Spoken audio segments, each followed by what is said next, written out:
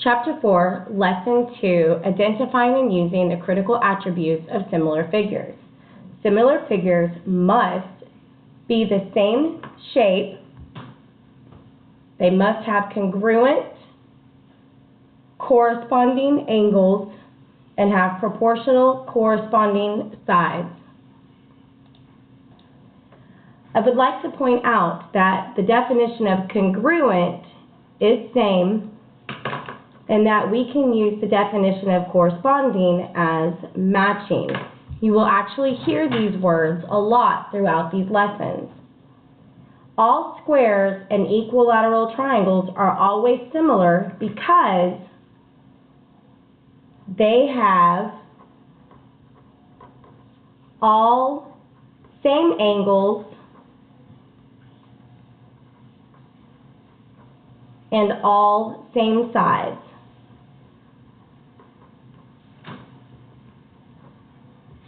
Since all the sides are the same and all the angles are the same,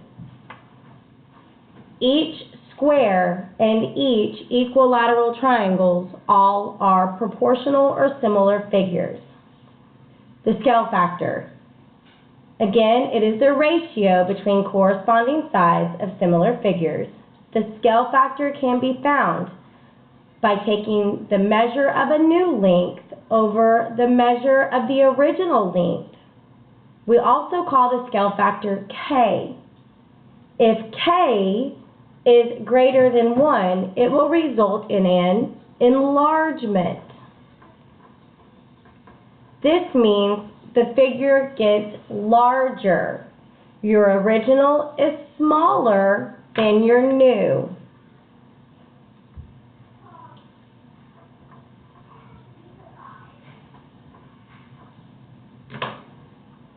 If K is less than 1, it will result in a reduction. This means your original is greater than your new.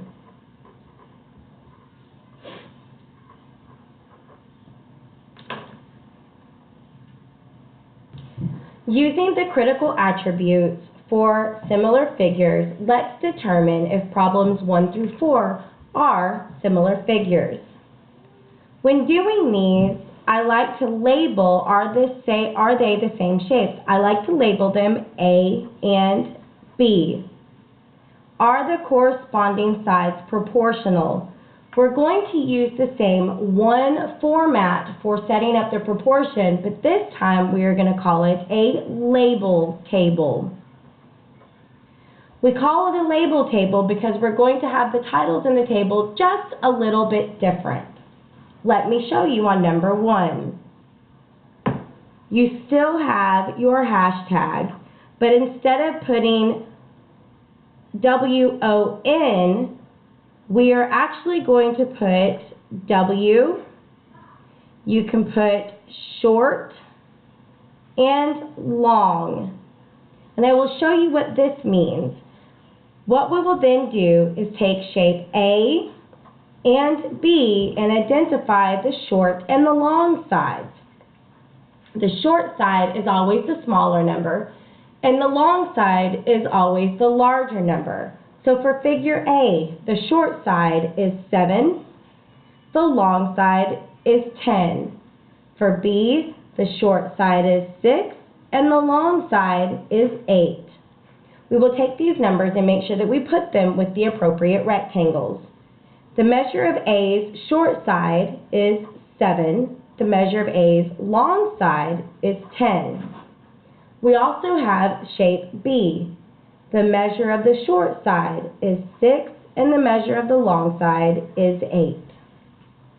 You can determine if these relationships are proportional by cross-multiplying. That means 10 times 6 is 60, 7 times 6 is 56, and since these ratios are not equal, then we can state that this is not similar. They are the same shapes, but they are not proportional sides. Let's look at number 2 and see if we can use the same critical attributes to determine if it is similar figures. They are both triangles. So we know that they are the same shape, but now we need to determine if they have proportional sides. I'm going to label the first one A, the second one B. And since this one has 3 numbers and 3 sides, I will actually use short, medium, and long. And you guessed it, the smaller number is the short, the larger number is the long, and the remaining number is the medium. We can do this with both triangles. The smaller number is the short, the larger number is the long, and the last one is the medium. I can still set up the label table, but it just may have a couple of extra columns. So see, I've added an extra one. I'm still going to have my words, my small, my medium, and large. I have shape A. The short or small side is 6. The medium side is 8. And the large or long side is 10. I will do the same with the B shape. Your short or small side is 10. Your medium side is 24. And your large or long side is 26. This does mean I will have a few extra numbers to multiply together. Let's go ahead and try this. I know that 8 times 10 is 80. And I know 6 times 24, let's see what that is.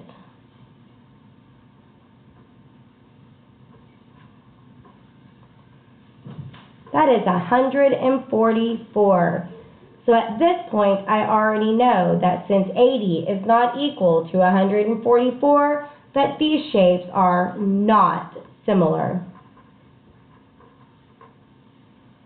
Let's see if you can do shape problems number 3 and 4 by yourself.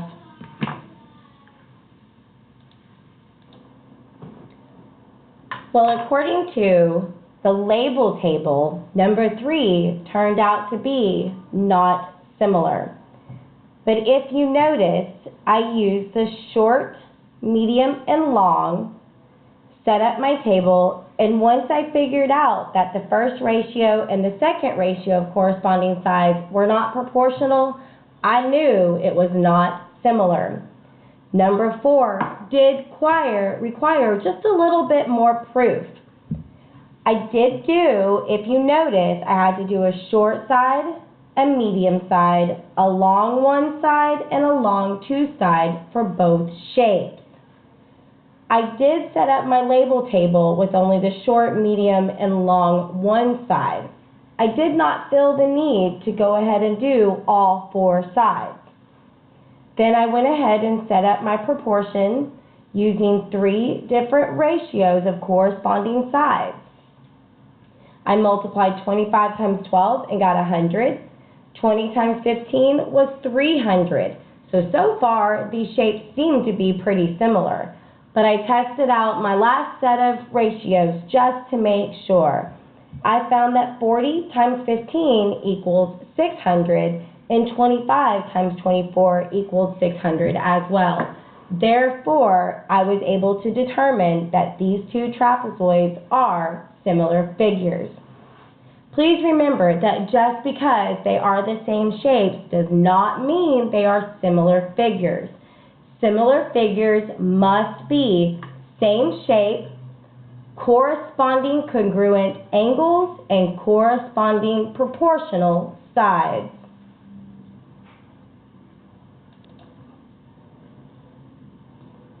Along with similar figures in determining proportional relationships, we will be using these proportional relationships to find the missing measure of a shape.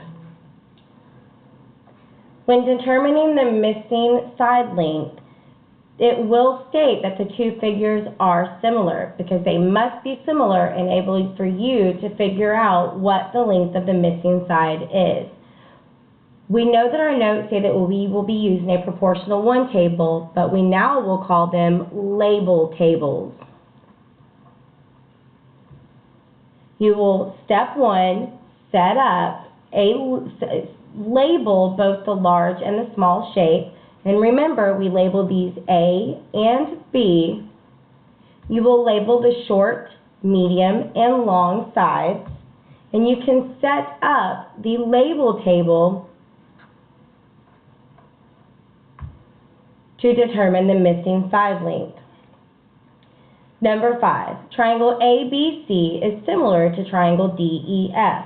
Determine the missing measure. I know that triangle ABC is similar to DEF. I'm going to label the small one A and the big one B. Then I will label the short side and the long side, the short side and the long side.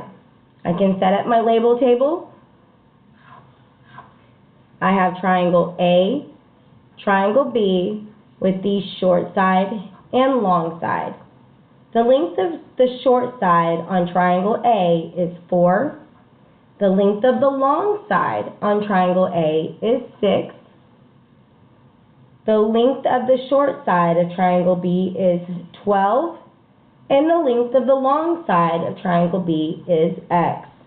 So we will be calculating the length of the long side for triangle DEF. We can do this by cross-multiplying our proportion. You get 12 times 6 equals 4 times X. I know that 12 times 6 is 72, and this is equal to 4X. Don't forget, you must divide both sides of the equation by 4. These cancel out. Now I have to solve 72 divided by 4.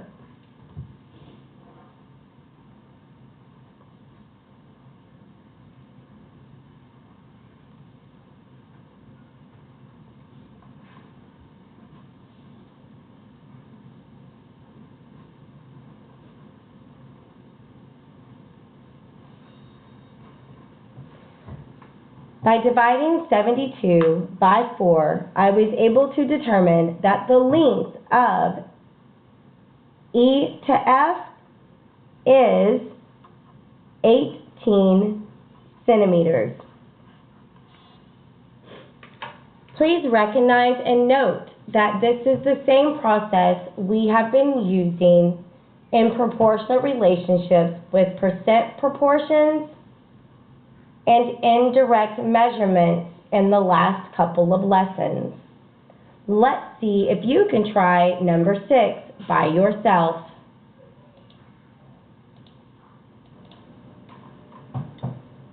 Did you find that X equaled 9 units? If you got a little bit stuck, that is okay, as long as you tried. If you do notice, when I set up my label table, I set it up with all 3 corresponding side ratios, but decided I wasn't going to use the last one for the long side. I only need 2 ratios to determine the missing side length. There was no reason for the one that I chose. I just chose the one on the right.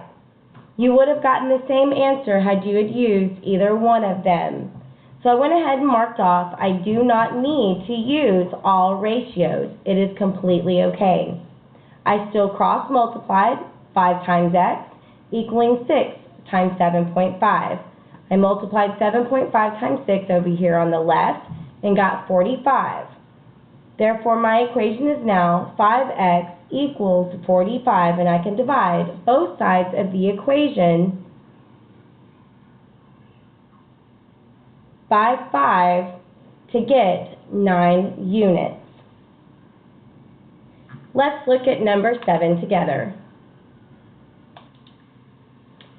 Number 7 says, Rhonda is making copies of a photograph. The photo is 24 centimeters wide and has a length of 32 centimeters. If she makes a copy that has a length of 12 centimeters long, what is the width of the copy? This kind of goes along with the same thing that we've been doing. If you notice, there's two shapes, and they each have a length and a width, which is the short and the long side. So I can kind of use the same label table that I've been using. I can label the photo as A and the copy as B. You have 24 centimeters wide and a length of 32 centimeters. This just so happens to be the short side and the long side. I can also state that it says since the copy has a length of 12 centimeters, it even says long is the long side. I can set up my proportion the same way I have been, or my now label table. I have A shape, which is the photo, B shape, which is the copy. I have the short side and the long side. The length of the short side on A is 24, and the length of the long side on A is 32. The length of the short side on B happens to be what we are looking for, and the length of the long side is 12. I can use the same process I have been using. I'm going to cross multiply and solve the proportion. You get 32 times x equals 24 times 12. 24 times 12 equals, let's just go ahead and solve that. 24 times 12 is 8, that's 4. 4 and 2, 288. So we can state that 32 times x is equal to 288. The next thing we need to do is, you guessed it, divide both sides of the equation by the coefficient of 32.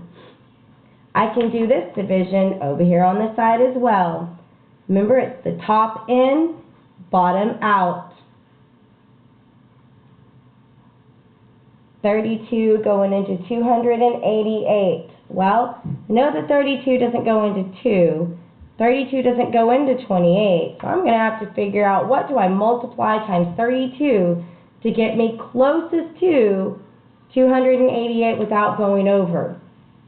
I'm going to start with 9. My first estimated guess is multiplying it by 9 because my end number is 8. And since I know 9 times 2 ends in 8, I'm going to see if it works. And look at that.